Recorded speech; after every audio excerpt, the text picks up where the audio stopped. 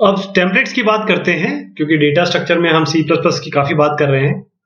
तो मान लीजिए आपने लिस्ट, स्टैक और क्यू बहुत अच्छे से इम्प्लीमेंट कर लिया, बहुत ही सुंदर बनाया आपने।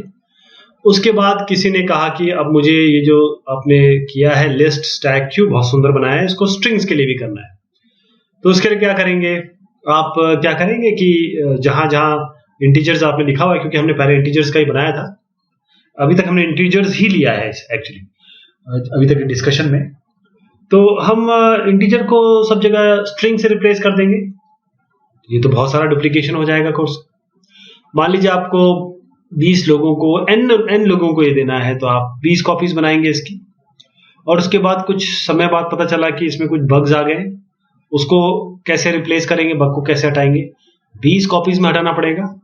तो ये सब जो दिक्कतें आ रही हैं उसका सोल्यूशन ये है कि एक जेनेरिक लिस्ट क्लास बनाओ, और उसके बाद इसमें क्या करेंगे कि आप कोई भी डेटा सब्स्टिट्यूट कर दें उसमें जब भी आप चाहें, तो डुप्लीकेशन हट जाएगा, इससे डिबगिंग आसान हो जाएगी, और जो वर्जन कंट्रोल की प्रॉब्लम है वो भी दूर हो जाएगी। तो सी प्लस प्लस के लिए जो सोल्यूशन देता है वो है टेम्पलेट्स। टेम्पलेट्स हमने ऑलरेडी जो सी प्लस प्लस की STL है, स्टैंडर्ड टेम्पलेट लाइब्रेरी, वहां पर हम ऑलरेडी वेक्टर वाली चीज यूज कर चुके हैं, तो वो एक्चुअली टेम्पलेट ही था। थोड़ा सा एक बार में शुरुआत में जो लोग इसको यूज करेंगे उनको थोड़ा सा डिफिकल्ट लग सकता है या थोड़ा सा अनरीजनेबल लग सकता है, बट जब आप इसको एक्चुअल प्रोग्राम में यूज करेंगे तब आपको समझ में आ जाएगा कि कितनी पावर है उसमें और कितना आपका काम आसान कर देता है। तो हम अगर एक स्ट्रक्चर बनाना चाहें तो किस तरीके से बनाएंगे? एक जेनेरिक टेम्पलेट क्लास से टेम्पलेट लिखिए, यहाँ पर क्लास टी और स्ट्रक्ट आइटम, यहाँ पर टी लिखा आपने, तो ये जो टी आप देख रहे हैं ना, ये टी ही बता रहा है, ये 3 टी जो बता रहे हैं कि अभी इसमें आप इंटीजर रिप्लेस कर सकते हैं, इसमें आप कोई भी टाइप यूज कर सकते हैं, आप बूल कर सकते हैं, आप जो आपकी मर्जी हो, जो इसको लॉजिकल बनाता है इस टी के रिप्लेसमेंट को, और कोई भी डेटा टाइप इसमें डाल सकते हैं। तो ये इसने आपको बताया किस तरीके से हम एक टेम्पलेट क्रिएट कर सकते हैं। और मान लीजिए अगर आपको स्ट्रिंग, इस पर्टिकुलर केस में अब आपको स्ट्रिंग डालना है, तो अब सिंपल हम क्या करेंगे, एक आइटम का एक यानी कि एक वेरिएबल बनाएंगे जिसको हम स्टार IT कह रहे हैं। अंदर यहाँ पर आप जो है स्क्वायर ब्रैकेट है या जो एंगल ब्रैकेट है, सॉरी, उसमें आप स्ट्रिंग डालेंगे, यहाँ पर न्यू आइटम कर देंगे, तो नया आइटम बन जाएगा और ये स्ट्रिंग डेटा टाइप का बनेगा। तो जब ये कंपाइलर इस चीज को देखेगा तो वो क्या करेगा, जहां जहां इसको टी मिलेगा वहां वहां वो एक्चुअली स्ट्रिंग से रिप्लेस कर देगा, जो हम मैन्युअली करना चाह रहे थे, जो मैंने आपको पहले डिस्कशन में बताया।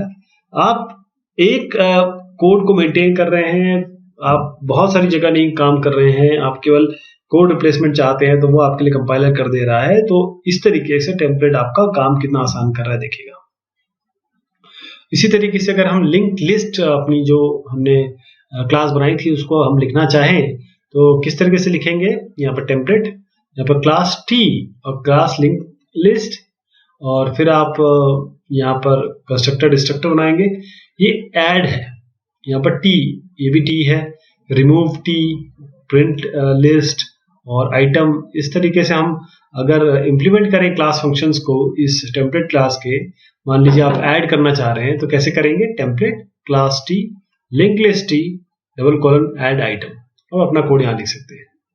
तो आप यहाँ पर देखिएगा जो टेम्पलेट क्लास टी और ये टी है, ये क्लास नेम है, यहाँ पर देखिएगा ये इस तरीके से क्लास।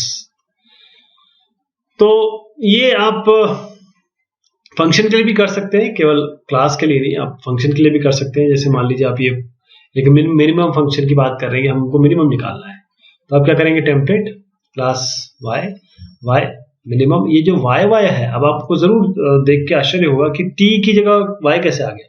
तो टी की जगह आप अपना नाम भी लिख सकते हैं, कोई भी दिक्कत नहीं है, आप T Y X P T जो भी लिखना लिख लीजिए, क्योंकि ये कस्टमरी चल रहा है टी को लिखना, यानी कि ट्रिवियल चल रहा है बहुत समय से, इसलिए लोग इसे टी ही लिखना पसंद करते हैं, टी ही देखना पसंद करते हैं। हमने यहाँ पर वाई कर दिया। तो अब जब आप देखिए कितने मल्टीपल टाइप्स की हम इसमें चीजें डाल सकते हैं। और हम केवल ये जैसे मैं आपको बता रहा हूं कि टेम्पलेट्स में कि एक ही टाइप के लिए नहीं है, मल्टीपल टाइप के लिए भी हो सकता है। ये आप सोच रहे होंगे एक ही टाइप के लिए, मल्टीपल टाइप के लिए हो सकता है। जैसे आप मैप के बारे में बात करें, मैप क्या है, क्लास वैल्यू पेयर थी ही तो था, तो देखिए ये क्लास हो गया, ये आपका वैल्यू हो गई इसकी।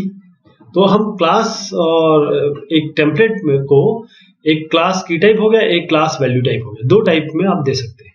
तो इस तरीके से बार बार जैसे मैं कहने की जो कोशिश कर रहा हूँ, थोड़ा सा आपको मान लीजिए आपको अपने कोड में ही हैश इंक्लूड लिखना पड़ जाए अगर आप टेम्पलेट यूज करते हैं तो, और बस ये है कि आपका जो डिबगिंग है वो आसान हो जाएगी।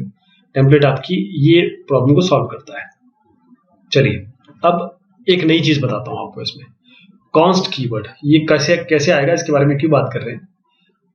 अब जब आप टेम्पलेट यूज कर रहे हैं तो आप कोशिश करेंगे कि जो आपकी वैल्यू है, जैसे ऐड था ना, आप देखिएगा यहाँ पर आपने ऐड क्या किया, ऐड फंक्शन में टी आइटम पास कर दिया, या तो फिर ये कॉल बाय वैल्यू हो गया। लेकिन आप चाहते हैं कि चीजें चेंज हो, क्योंकि बहुत सारी वैल्यूज हो सकती है, जो नंबर ऑफ वैल्यूज हैं, अगर आप ऐड करना चाह रहे हैं बहुत सारी वैल्यू है, तो आप कैसे एक एक करके करेंगे। आप उसका बाय रेफरेंस पास कर देंगे, एम्परसेंड मतलब रेफरेंस बताता है। अब रेफरेंस बता रहा है तो या अगर किसी ने कोई चेंज करने की कोशिश की तो वो चेंज भी हो जाएगा। तो अब डर ये है कि हम कॉल बाय वैल्यू में बहुत कॉम्प्लिकेट हो जाएगा, कॉल बाय रेफरेंस में ये अंदर की वैल्यू भी चेंज करने की कोशिश करेगा, या कर सकता है कोई भी। तो इन दोनों से बचने के लिए आपके पास जो सोल्यूशन वो ये है कि आप ये कॉन्स्ट लिख दीजिए इसके आगे, कॉन्स्ट कर दीजिए। ऐड है ना, ऐड के अंदर जैसे आप जहां पर टी आएगा उसके आगे कॉन्स्ट लिख दीजिए। कॉन्स्ट से क्या होगा कि ये एक एरर रिटर्न करेगा अगर आप कुछ भी चेंज करने की अंदर कोशिश करेंगे। तो कॉन्स्ट आपको बचा देगा कि आप कॉल बाय रेफरेंस तो पास कर रहे हैं, यानी कि सारी वैल्यूज जा रही है एक ही बार में, तो एक एक करके नहीं जा रही सारी, एक और कॉल बाय वैल्यू जा रही है, कॉल बाय वैल्यू की तरह जा रही है कॉल बाय रेफरेंस से। लेकिन आप अंदर के चेंज भी नहीं चेक करना चाहते हैं। एक तरीका और इसका है कि आप प्रिंट लिस्ट जैसे एक फंक्शन हमने अभी देखा, उसके आगे ऐसे कॉन्स्ट लिख दें, ये भी एक तरीका है। तो इस तरीके से आपने ये इंश्योर कर लें कि अंदर की चीज चेंज भी ना हो और कॉल बाय रेफरेंस भी पास हो। और भी कंसिडरेशन है इसमें, जैसे फ्रेंड फंक्शन है। फ्रेंड फंक्शन क्या करता है, friend function, when the function you want to declare as a friend function takes a temporary parameter, you need to say so inside the class definition and give it a symbolic name to avoid ambiguity. इसका मतलब ये है कि अगर आप मान लीजिए कोई जेनेरिक मल्टीप्लिकेशन फंक्शन यूज करना चाहते हैं और वहां पर आपको ओवरलोड करना है स्टार, तो आप इसको डिक्लेयर करेंगे and declare that operator friend of your array list class. यानी कि अगर आप कोई क्लास एरे लिस्ट और आप ये मल्टीप्लिकेशन का एक स्टार जो है इसको ओवरलोड करना चाहते हैं, तो आपको यहाँ पर अब लिखना पड़ेगा एरे लिस्ट का ये फंक्शन फ्रेंड है। और ध्यान दीजिए इसमें कि ये टी है, लेकिन जब यहाँ हम लिख रहे हैं, जब टेम्पलेट क्लास बना रहे हैं, दूसरी अंदर देखिएगा टेम्पलेट क्लास फ्रेंड, इसको देखिएगा ये लाइन को बहुत ध्यान से, टेम्पलेट क्लास फ्रेंड है ये। तो यहाँ जो टी है ये तो इसके लिए है, टी आपके फ्रेंड, ये दूसरा है क्योंकि ये फ्रेंड बता रहे हैं ना इसको कि ये स्टार ये फ्रेंड है। तो आप फ्रेंड का डिस्कशन तो ऑलरेडी हम कर चुके हैं बहुत अच्छी तरीके से। तो यहाँ पर आपको इसको बताना पड़ेगा जब भी आप टेम्पलेट यूज करें। तो ये थोड़ी बहुत बात की हमने अपने टेम्पलेट्स की, लेकिन टेम्पलेट्स बहुत डिटेल में पढ़ना पड़ेगा अगर आप इसको यूज करना है आपको। तो बहुत शुक्रिया।